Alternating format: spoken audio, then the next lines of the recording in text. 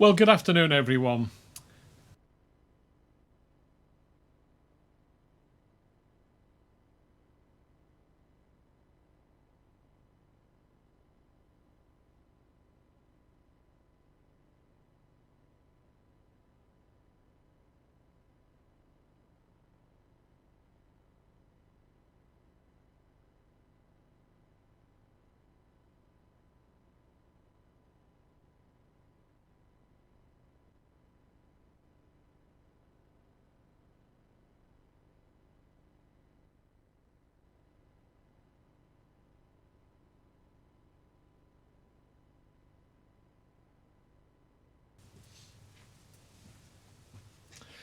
Well, good afternoon, everyone.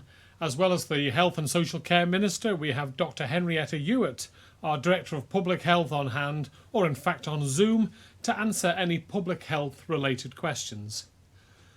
On Monday, we published a roadmap document. I mentioned it earlier this week. Since then, Tynwald has considered the document, debated it in detail, and adopted it unanimously. If you can, I would urge you to take a look at it. It describes where we are going, and most relevantly today, it describes how and when we will be making decisions about how we might amend the measures that we put in place in response to the pandemic. In a moment, I would like to take you through the decisions that were taken at the Council of Ministers today. Before I do, I would like to invite the Health and Social Care Minister to take us through today's statistics. David.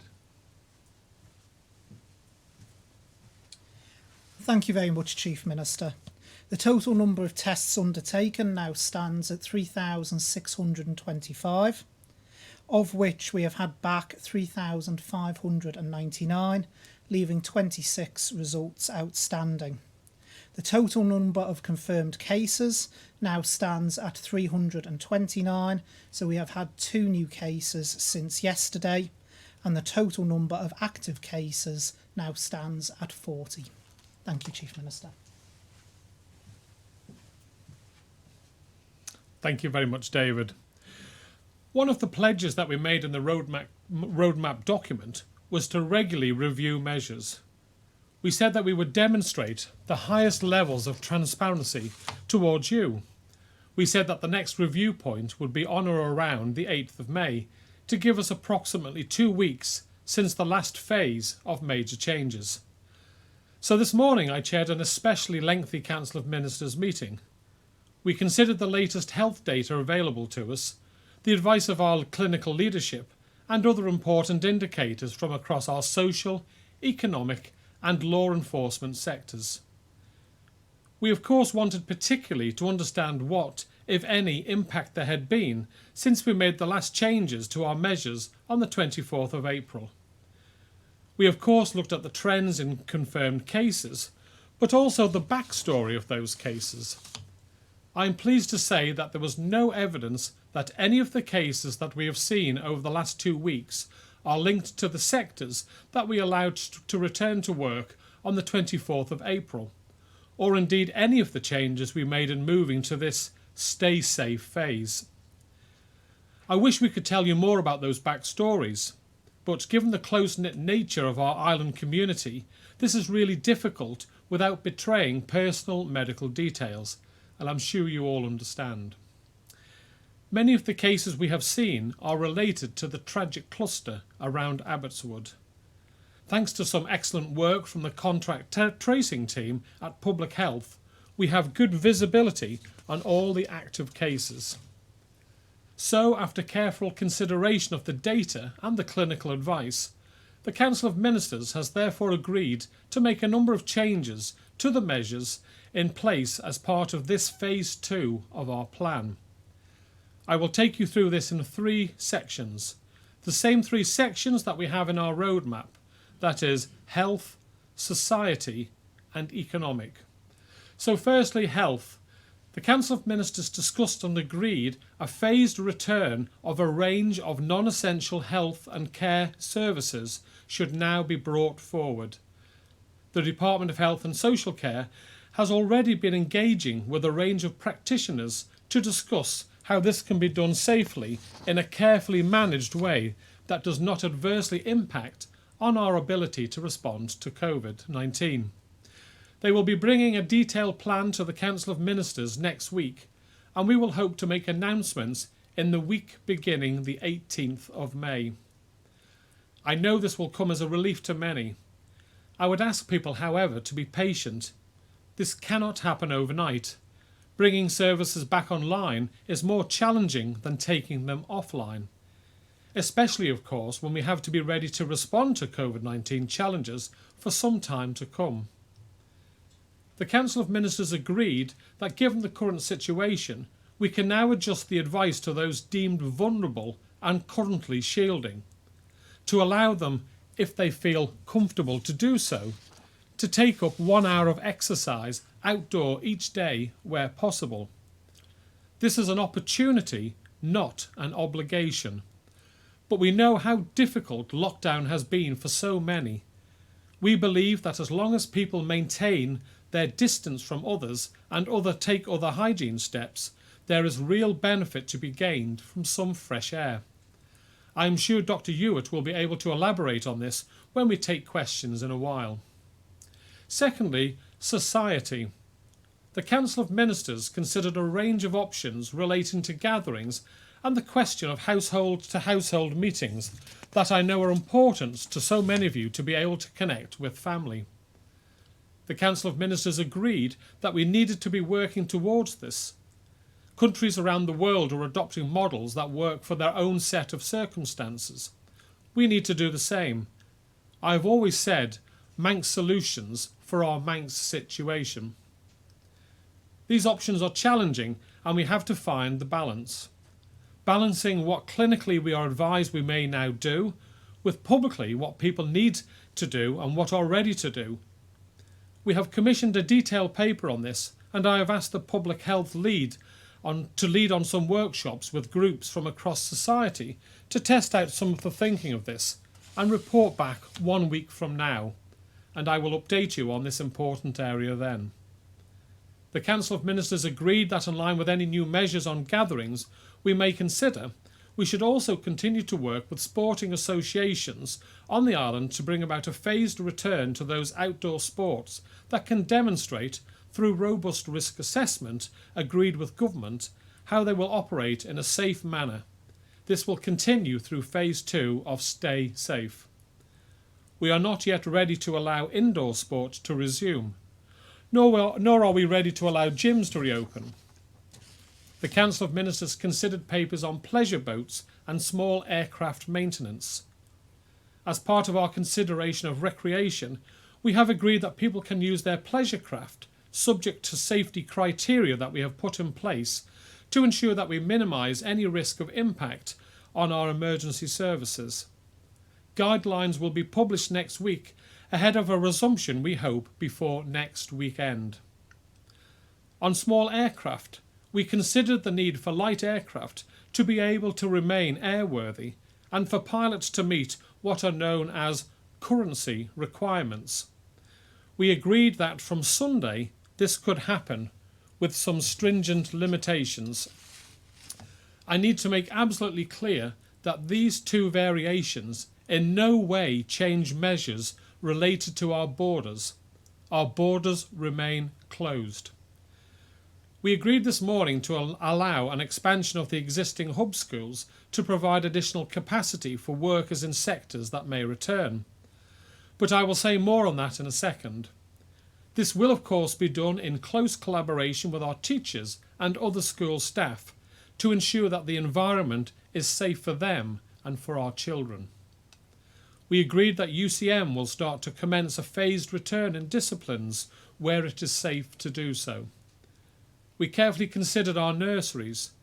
We know that nursery provision will be important as our economy reopens, but we are not yet ready to make changes to the measures on this. For the time being, they should continue to only accept key workers from the current list.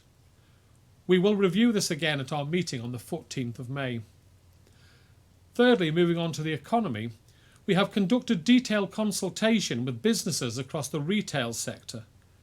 The Council of Ministers has agreed in principle, and I repeat in principle, that shops and other retail businesses may open from Monday the 18th of May.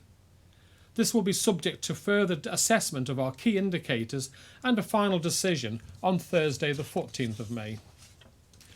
We have announced this today to give the retail sector the lead time they require to ensure that their businesses are safe places for their customers and for their workers.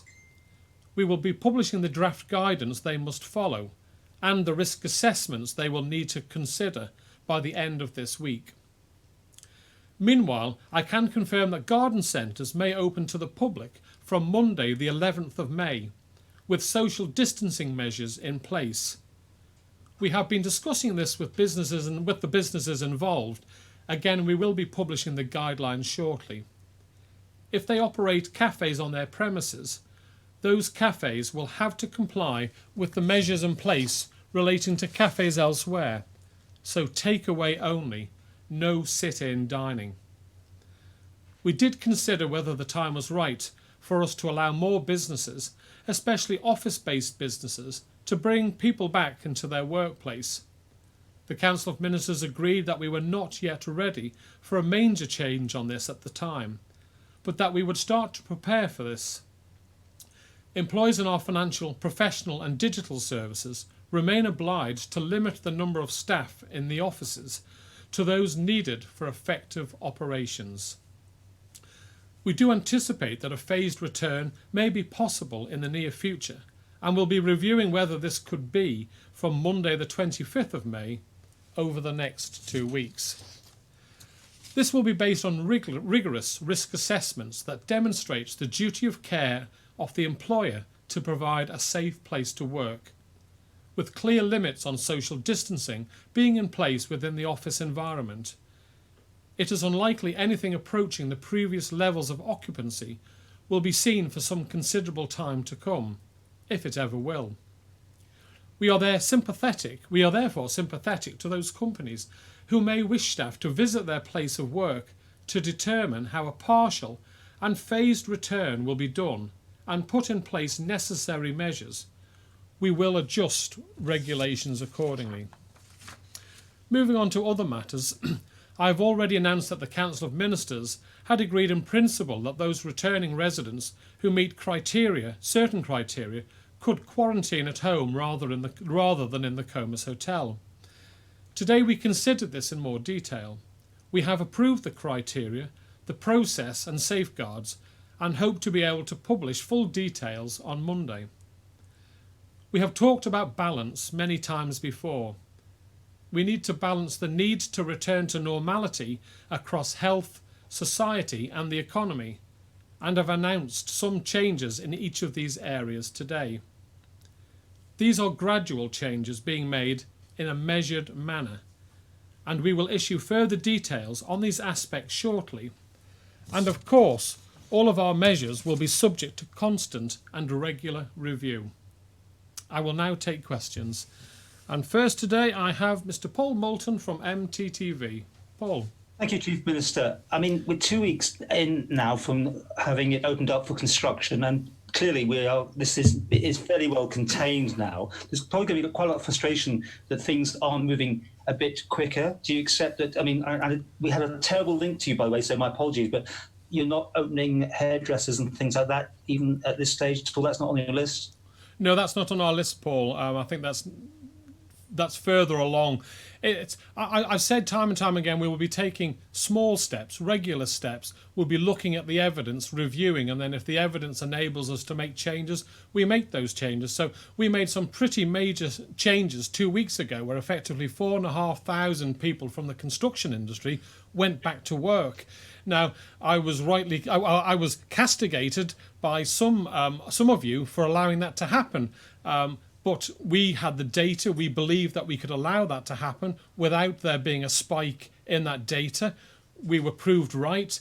Obviously, we can't be complacent. We have to keep on looking at data. And now we are making the next changes, which will allow all our retail shops to come back, all our garden centres, people to go out in their boat, people to maintain their planes. These are major changes that we are taking. So I don't think they're minor, but we cannot expect to suddenly open everything up straight away. We've got to look at how they can be operated. Are you able to do social distancing when you're cutting someone's hair, for example, Paul? The answer is no. So I'm afraid that was never going to be in the early businesses that were allowed back to work. Now, of course, I understand. I've got many a friend who are hairdressers, and I know how keen they are to get back to work, and I know an awful lot of people. I've had emails from people who are keen to have their hair cut. They see it as part of their social balance of life. But at this moment in time, it cannot be considered. Obviously, getting my hair cut is a very important thing to me. And could I speak to David Ashford, please, just to do my usual crunching of numbers, please? Okay. Thank you.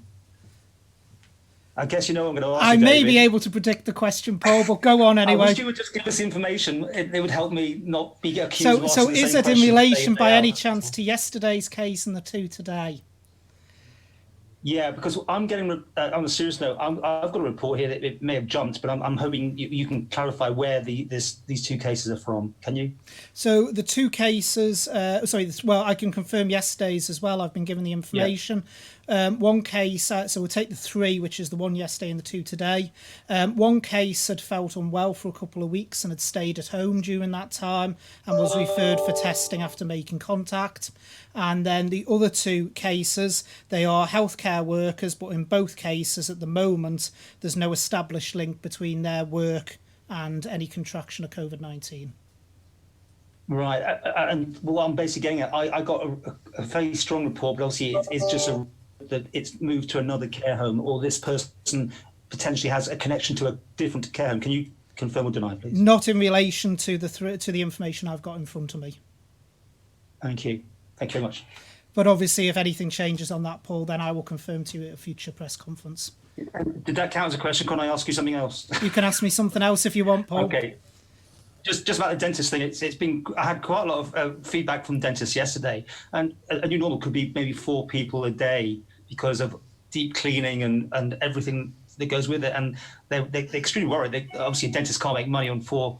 We're talking about drilling here. You know, that's when you've got all the dangers with the aerosol stuff. You must be having a think of that and give some hope to dentists, please. Well, there is a review going on what processes dentistry-wise we can turn on.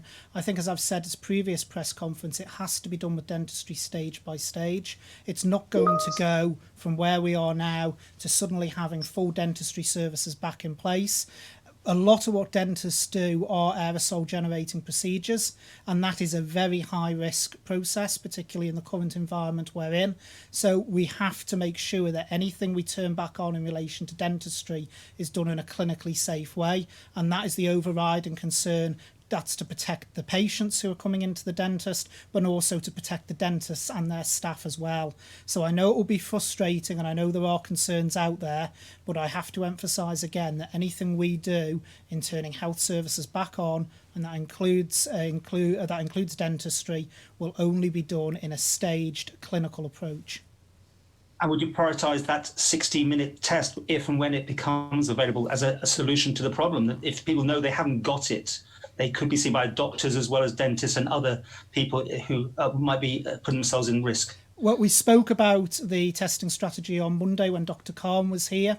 In relation to the testing, let's wait until we get tests actually available. As Dr. Khan explained, though, with the 60-minute test, we will be limited in the amount of tests we'll be able to perform in that and the amount of cartridges that we will actually be provided with and have access to. So we need to make sure that any of that, it really is very much targeted testing where it will have the greatest effect for us, because it will be in limited supply.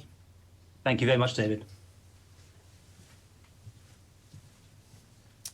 Thank you very much, Paul. We now move on to Josh from ITV. Josh. Thank you, Chief Minister. My questions are for the Health Minister and Dr. Hewitt, please. Okay, well, do you want to go first with Dr. Hewitt? Yeah, for both of them, really. Just to get some more info on the social changes that may be coming soon. Has the social bubble scheme been suggested as an option, as seen currently happening in the Channel Islands, where one family buddies up with another one? And if not, can you explain why that one in particular did not seem like a Manx solution? We're exploring it. As Chief Minister said, we're going to be doing some focus groups across the coming week to actually look at attitudes to that. The Guernsey scheme has drawn heavily on what's happened in New Zealand, obviously, and some of the issues there are, whoever you choose as your reciprocal household, because it does, household A has to designate household B and vice versa. There are all sorts of issues around that about, if you think about grandparents, for example, you have to select one set of grandparents and exclude the other, potentially. So there are issues around it and around the acceptability of it and how people feel about that. And we hope to get a bit of qualitative information around perceptions of that in the groups next week, which will feed into that. But yes, definitely being considered. Yeah, just to follow on from what Henrietta said there, Josh, I fully echo everything that Henrietta said. And as it's important with any policy we do, we've got to make sure that policy is right. There's no point rushing something in without it being thought through. So we need to consider how any bubble would work. As Henrietta has said, what household A dominating household B, particularly around grandparents, that's one set of grandparents that's being excluded from that. So we really need to have a think of the impact of the policies that we actually deliver, not just in terms of the medical impact, but also the societal impact as well. So it needs to be very, very carefully thought through. And as I've made clear from day one, we are not going to rush policies out until we have had that thought process and how it can be implemented and run effectively. Okay, thank you. And my second question, Public Health Isle of Man is obviously closely linked to Public Health England, but now that the Isle of Man is effectively a few steps ahead of the UK, how much advice are you taking from Public Health England now? And are they now in fact taking more advice from yourselves than they were?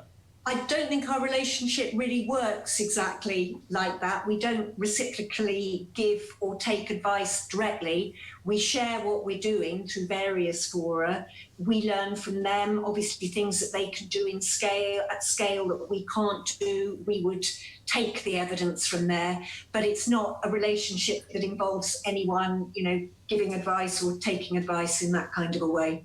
Yeah, it's a reciprocal forum for sharing ideas and sharing processes. It's also good to see what the experience has been of different jurisdictions, particularly our close neighbours, when they've tried to take certain steps. And I'm sure they'll be looking to us to see what's happened here when we've taken certain steps. In relation to that, I've said from day one that, while we might look to other jurisdictions and see what they are doing, our advice has always been guided by Public Health Isle of Man. That is where the advice comes from, that the decisions then taken by Council of Ministers is based upon, and that's not changed throughout the entire process. And, it comes back to that phrase the Chief Minister has used many times, having a Manx solution to Manx problems. So while we might see what's happening in other jurisdictions, we apply that where we believe it's most effective for us. Okay, thank you. And thank you very much, Josh. Moving on, we've got Energy FM and Chris Cave. Chris.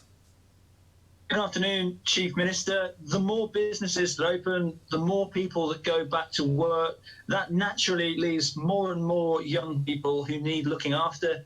When, therefore, are schools and nurseries expected to reopen in your forecasts if everything else goes according to plan? Well, obviously, this is something the Minister for Education, Sport and Culture is working on with our teacher representatives and other workforce representatives. And I think I mentioned that the UCM are looking to expand their programme and start up again. So I would hope to have more announcements on that in a week's time. But it has to be done properly. We have to make sure that our young people are safe and our teachers are safe. It's harder to do, obviously, because young people don't understand. If you're a toddler or 4 or 5, you don't really understand what social distancing means in your mind. So it's a tougher one to come up with. But obviously, it's something that's been worked on all the time. So the minute I can give you details, Chris, and everyone, I will on that. And could I just ask the general consensus of the teaching bodies about how they feel safe in their environment about going back to work? Well, let's remember that we already have 8 hub schools open on our primary schools, and all our secondary schools are open, and teachers are working a rota there. So we never closed all our schools. We just closed a number and kept going with the 8, because those 8 primary schools had the classrooms that looked after our children that had special needs, and we felt it was really important that we were able to keep that service going. So we are working with them. Obviously, we have to come up with a solution that's safe for everyone, but I'm confident that we will be able to start to increase the numbers in the next week or so. But obviously, the Minister for Education, Sport and Culture, Dr. Allinson, will be giving updates on that in the near future. Thank you very much. Thank you. And in an era of baby steps, the easing of restrictions just to allow people into the garden to see loved ones is seen as a massive leap back towards normality. I suppose this is building on Josh's question from ITV, but following on from today's announcements, can you tell us whether or not we're likely to see more information, such as we see in Jersey and Guernsey's exit strategies, on how socialising with our family and friends will change through each phase? Well, really, I think Dr. Hewitt has already said, we are looking at how Jersey and Guernsey have implemented their plans. Jersey have done the partner family system for their own little bubble. We are ahead in stages. Jersey and Guernsey, for example, shut down all their schools. We didn't. We're at different levels in different areas, but we will observe what happens there. But it's got to be little steps safely, and I think the visit of 2 family members to see a loved one is one step forward. I have asked our medics to go away and public health to look at a way where we can have larger gatherings from one family unit with maybe another family unit, but we need to make sure that whatever we do is safe. And I think we in the Council of Ministers have announced another major raft of changes today. I don't like doing major changes all the time, because we need to see the impacts of what we've allowed to happen before we make the next stage. So it will be continuously little steps all the time, review, and then move forward if the evidence suggests we can. If a problem comes along and we have to reverse a little bit, then so be it. But so far, it's gone well. The Great Manx public haven't let us down. They've followed the rules sensibly, and as a result, we're only seeing minimal number of cases. But as I say, we can't be complacent. Social distancing, hand washing, and if I can still restate, staying at home is still the best thing to do. If you can stay at home for a while, then please do stay at home. Appreciating people have to go out, but where possible, stay at home for as long as possible is still our advice. That is the safest way for everyone. I suppose essentially what the question was, though, like we saw in that 27-page document which was published on Monday, it showed each phase when certain sectors were expected or when it was safe enough for them to go back to work. Will we see that build up, if you like, with the socialising with our friends and family? Will that be published in a document, or will you just be announcing it in these press conferences as and when that it's safe to do different things? Well, we will be working up the evidence and how we can do it, and that's going on as we speak, Chris. Once we have that evidence, then we will be advising people maybe that from a date, this is what they can do, and we will be putting that evidence on our website so that people can see. But we will give people a lead in time. But at this moment in time, Chris, the data is being worked on by Public Health. I don't know if Dr. Hewitt wants to add anything to that. No, I think you've covered it really. I mean, the whole essence of this is start low and go slow. There is a whole raft of things that have been applied, and they can all be lightened. But if we do too many at once and the curve starts shooting up again, we're not going to know which were the real drivers of that and which ones to focus on in reining back. So we really do need to take this a step at a time. Okay, thank you, Chris. Alex Bell from BBC. Alex. Thank you, Chief Minister. And I'd like to throw this question to anybody who wants to answer it, actually. Sorry to beat the same drum, but it must be incredibly disappointing, possibly borderline offensive, to people who haven't seen parents, children, partners to hear that while they have got to wait another week for any update on whether they can see each other, people with private jets and yachts can go out and take them for a spin. What assurances can you offer to these people? I'm trying to understand where you're coming from, Alex. We're allowing people who have their own boat, a pleasure boat, to go out to sea, and there will be certain rules and regulations. Planes is purely from a safety point of view. If the planes have to be maintained, you can't just start the engine up of a plane, sit it there for half an hour and then switch it off and that's it done. They have to be flown, and people have to keep their licenses. Now, we are allowing people to go and visit a loved one, but they can see them from the 2 metre distance from their house, either out on the street or in the garden, if that works. Now, that means everyone can see a loved one if they so desire. They just have to do it in a sensible way forward. So I think your phraseology was unfortunate. Yeah, well, what I meant is to suggest changes to things like pleasure craft and planes does seem a little frivolous compared to the very real problems that families are facing with not being able to see each other. Well, that's why we allowed people to go and speak to one another. Obviously, we've allowed golf, we've allowed fishing. You didn't realise that. We've got to allow people, where possible, to go about their normal way of life as soon as possible, but safely. And at the moment in time, we are trying to work up a policy where it is safe. There are 3 reasons we have such a flattened low curve. 1 is we close the border. 2 is we test, trace. 3, that the Great Manx public followed the rules on social distancing. We are in the position we are now where we can start to review and allow events and activities and who we see back as a result of those 3 events. But as Dr. Hewitt said, if we allow too much activity at once and we see a spike in the number of cases that we get from coronavirus, then we won't know what caused the spike, and even with the tracing. So we are looking at how we can maybe increase the number of visits or the number of people who can visit one another, but of course you would still have to do the social distancing. That's being worked on, and I think some of the steps we've made, I've had really good feedback from people who are really grateful that now a family member or 2 family members can come and see them, albeit from the 2 metre distancing. Thank you. And just as a follow-up question, if you like, to Dr. Hewitt, if I could, please. Yeah, Dr. Hewitt. There was mention today of focus groups happening over the next week. Very useful to measure public opinion, I'm sure. But as the administration has insisted over and over that clinical advice is the main guider of policy, why are decisions being put in the hands of the public?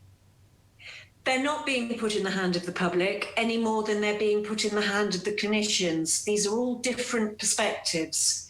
Clinicians have a specific perspective, and the most important one around that is their assessment of what changes could do to demand on healthcare, whether it's going to destabilise the health service. So that is very much their area of expertise. But there are a lot of other areas in which the fact that you have a medical or other clinical degree or professional background doesn't actually qualify you to speak with any expertise at all. And those sources of information need to be taken from other sources. And the perspective of people who actually live the experience of the restrictions, the sort of people that we're hoping to involve in focus groups, is very, very important. And within that, there are very specific groups like the over 70s. How do they feel about restrictions? Do they feel that they need extra protection, or do they feel that that's patronising? All of those things a professional group can't really speak about because the professional group doesn't live that experience. So that's why we need to try and get as many different perspectives as possible in order for the government, our politicians, to actually make the most informed decisions. Thank you, that's very helpful. Thank you very much, Henrietta and Alex. So now it's Sam Turton from Isle of Man Newspapers. Hi, Sam. Good afternoon, Chief Minister. Building on the questions there from Alex, With the small aircraft being flown, how is this going to work in terms of who's policing it and what restrictions will be placed on people who take their planes out? Yeah, thanks, Sam. Yeah, these will be published on our website, of the restrictions that people have to comply with. And obviously they won't be able to go outside of the Isle of Man's territorial waters, and it will be for a certain time that they will be able to fly. Planes cannot just sit there unused, and as I said before, they can't. Just warming the engine up on the runway isn't good for the aircraft. So the aircraft needs to be properly maintained to be safe. But also, if you're a pilot, or I'm not, I hasten to add, but if you're a pilot, you need to do so much flying every month, etc., to keep your license going. And that's what we don't want, is at the end of this period to find out that everyone who has a plane can't fly it until they've reset their pilots exam. So these are just practical measures. It's not allowing you to go up with your family and have a joyride around the island. It's practical measures to deal with a practical, with a problem that's been brought to our attention. And as I say, these guidelines will be fully published, and they will be allowed to do it from Sunday. And secondly, you said about expanding the education hubs. So we've spoken to the teaching union this afternoon, who said, as far as they're aware, schools will not be opening soon beyond the current hub supporting key workers' children. What exactly are the unions aware of before they come to these press conferences? Because it seems to be that we're getting told two different things about the exact same events here. No, I've always said clearly, Sam, that nothing will happen without the agreement of the teaching unions, the teaching representatives working with the department. So what I would expect to see is that some of the hubs start to increase certain areas of numbers of children, and then working together, certain schools will open. But this will be in a slow, step-by-step manner. We will not see every school being announced in 2 weeks' time as opening. It will be small steps, and I've said time and time again, it will be between the Department of Education, Sport and the representatives of the teachers to come up with a solution. But obviously it has to happen, but it will be in small staged manners where the safety of the teachers and the safety of the young people will be the considering factor. So when the shops reopen, does that mean that people who will be having we could be able to go back into work? Does that mean that their children will be included in the list of people who can go to the hubs? No, I said clearly in the speech that the list on the hubs for those taking the ability to take children to either nurseries or schools will stay with the current list. It's only once we've worked out a solution on how we can expand the schools that we will allow more children to go back to the relevant schools. Thank you very much, Sam. Now we have Amanda Cashmore from Jeff the Mongoose. Amanda. Hi, thank you very much, Chief Minister. Firstly, we've been hearing a rumour that there's going to be a cancellation to the Senior Race Day bank holiday. Is that true? Yes, I believe a press release will be going out. We're not going to have a Senior Race Day. A decision has been made, and that will be going out to the public very soon. Can I ask why that's been made when the public possibly needs more morale than ever before? Well, I think there's been an awful lot of days where people haven't been able to get out and about, so giving them... Normally, it's normally Senior Race Day with most businesses, or Tynwald Day. And as we're not having TT Fortnight, it seemed illogical to have Senior Race Day off when we don't have a Senior Race Day, Amanda. Obviously, it will be back next year. Thank you very much. And secondly, our question for Dr. Ewart, if I may. The microbiology team working at the testing centre have come off other jobs to increase the island's capacity for testing. Are you certain that staffing levels can be sustained as the island ramps up to capacity to test both key workers and asymptomatic people, as the document released earlier this week states? And could that last for a prolonged period of time? Would you be able to sustain that staffing level? Can you just clarify me which staff group you're referring to? Are you talking about the people who take the swabs, or the people who process them in the lab? The processing of the testing centre. Right, I mean, that is largely automated, so the limiting factor are more about the equipment and the reagents and the platform that the testing is done on. And is that sustainable for a long period of time to increase that testing and to sort of carry that on over the next couple of months or even longer? Yes, it should be. It should be. Thank you. Okay, thanks very much, Amanda. We now move on to Alex Wotton from Manx Radio. Alex. Good afternoon. Could my first question be for the Health Minister, please? Yeah, no problem. David. Thank you. Good afternoon, Alex. Good afternoon. Can we have an update on how many people in Abbotswood Nursing Home are currently positive with COVID-19 and what percentage of the home, of the residents that is? And do we know if there's a presumed recovered number for the home specifically? I can give you all apart from what the percentage of residents is because I don't have it here. But in terms of currently active around Abbotswood, there's 19 current active cases, which breaks down as 1 in the home, the 12 in Newlands that we've previously reported, 6 in hospital, and the recovered figure is 7. Okay. And I should emphasise that's presumed recovered in the same way as we calculate everything else. Okay, and my second question is for you as well, actually. Could we have an update, if possible, on the Sir Jonathan Michael report?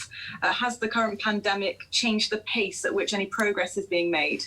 It has changed the pace because obviously we've had to redeploy staff elsewhere across the department. We have made progress on some of the things mentioned in the Sir Jonathan Michael review, though, such as telemedicine and around telephone consultations, because we've had to do that as part of this pandemic planning. And as I think I've stated at the podium before, there's some things that we've already changed around services that we will probably want to keep past this. And certainly telemedicine is one of those. So yes, there has. We will be extending the consultation in relation to Manx Care and the bill that will be coming before the House at some point, and we will probably have to push back the date for the implementation of Manx Care because there has been impacts in that regard, and also the advertising for the Chief Executive of Manx Care has been put back as well because we don't feel it's appropriate to be going out for that at this time. Do you have a number on the delay then? We keep talking about timescales, and again, I know it frustrates people, and I know it frustrates our partners in the media, such as yourself, more than ever, but I'm not willing to put timescales on things because it depends when we can turn services on and get DHSC back into the normal position or as near to normal as possible. At the moment, the whole focus around the Department of Health and Social Care is our fight, quite rightly, our fight against COVID-19. Thank you. Thank you very much. Alex, we now move on to Leanne Cook from 3FM. Leanne. Good afternoon, Chief Minister. You've confirmed today there will be a phased return of non-essential healthcare on Ireland. Could you just clarify or give more detail as to what this will actually cover? Well, obviously it'll cover minor operations, podiatry, chiropractor, dentistry. I don't know if Dr. Hewitt wants to add onto the list. It's being worked on, so it's got to be done. And again, I keep on mentioning this in a safe way forward, and proper procedures have to be worked on how you can protect the patient and your own safety when doing it. I don't know, Dr. Hewitt, if there's anything you can add to that. Not really, because this is obviously an operational DHSC issue, but I do know that operational colleagues are working on the prioritisation and timing and phasing of this at the moment. Yeah, I'll bring in the Health Minister, and he might be able to shed a little bit more light on the exact types. But that's what I've said I would expect to be the case. So again, Leanne, it's about a phased approach. As I think I've said before, it's a lot easier to turn things off than it is to turn things back on.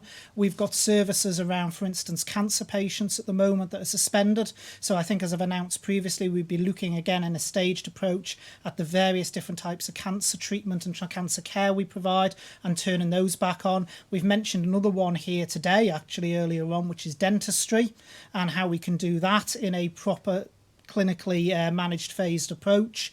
And then, as the Chief Minister has said, those around the minor operations, which is known as elective surgery.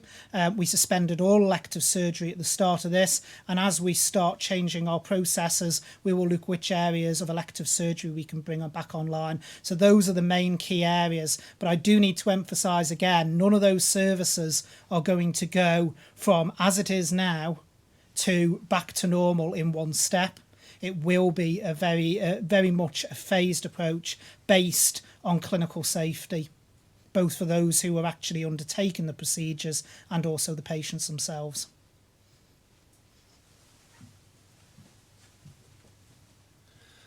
I think before we move on, Leanne, what this is showing, that it doesn't matter whether it's golfing, whether it's fishing, planes, boats, health issues, practices that have had to stop. We have to work with the industry or the representatives of those areas to come up with a safe strategy on how we can take it forward. And that's what we're doing on a number of issues. It's what we have done, where we've successfully reintroduced some areas, but we're constantly working behind the scenes on how we can come up with strategies to make it work, but also make it safe. That's the most important thing. We've done so well as an island to flatten the curve, but we can't throw it all away by being irresponsible and maybe rushing in returns in some areas until we've come up with a proper strategy on how we can clinically deal with it, but have a good health and safety and public health offering in these areas, Liam. Okay, right, and finally we have Simon Richardson from Business 365 magazine. Good afternoon, Simon. Good afternoon. I'd like to return to the matter of opening the Isle of Man's borders. If we reach a point at which the Isle of Man is statistically clear of coronavirus, but it's still prevalent but declining rapidly in the UK, would this be a point at which the borders might reopen? I think it really would have to be on the advice of our medics on this one, Simon. And it may well be that it could be another jurisdiction on the other side of the island that gets to come back to the island first. It really will look, if we're in a good place but our neighbours aren't, then obviously there's no point opening the border for them to import the illness back into the Isle of Man. That would be an absolute disaster. So I think it's going to be quite some time away, Simon, before we open the borders, and nearer the time when we can look at the levels of infection in either the United Kingdom or the island of Ireland, that's when, nearer that time, we can make a sensible decision, and it will probably be, again, little steps, not a sudden opening up of all the borders. It'll be a controlled, phased approach. I suppose what I'm saying is, though, the UK, it's very unlikely that it would be completely clear of the disease for a very long time. Would there be a point at which, though, it might be considered safe under certain circumstances? Well, I suppose it depends what those circumstances are, and that will have to be considered. But we are way in the future, and who knows the antigen testing, if it's up to the 99% reliability, which I'm led to believe it isn't at the moment, then that might be a factor that could be considered. But that's not for me as a politician to advise you. It really is our clinics and our public health to advise us as politicians when that level is likely to be there. But I think for a considerable time, we will not be seeing any open borders with either the UK or the island of Ireland or anywhere else until we feel it would be safe to do. That's down, if you look at our stages and our phases, that is the very last thing to take, for it to happen. Obviously, we still have the repatriation and the key workers and the hospital patient transfer system, putting them aside. And finally, the UK is now, it seems, facing its deepest recession for over 300 years, with a huge rise in unemployment and the loss of thousands of businesses. How much do you believe that the economic crisis that will follow the pandemic in the UK might hinder the Isle of Man's road to recovery? Well, we can never say for certain, Simon, but I think it's important to point out that 80% of our trade is with the United Kingdom. And before this pandemic happened, I had been saying that we needed to revisit the percentage of trade we have with the UK and look at the rest of the world to see what countries were areas where we could expand our business, and that's what the Department of Enterprise had done. They'd come up with a country by country strategy to see where the Isle of Man might be able to increase its percentage business. The UK will always be our biggest trading partner, but we are reliant on it to 80% of our trade, and therefore if they have a significant reduction in business, we can expect to have an impact from that.